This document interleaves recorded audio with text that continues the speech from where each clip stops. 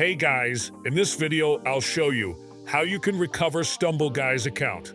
Alright, so let's begin with the video. So first of all, you have to open your StumbleGuys app, and then it's going to bring you to this page.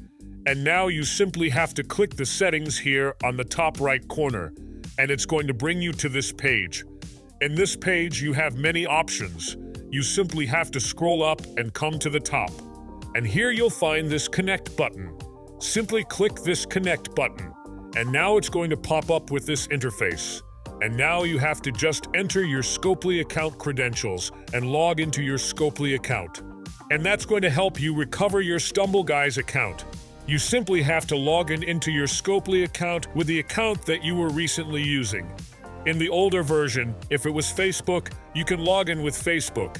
And if it was just the mail, you can just go with this option, and that's how you do it.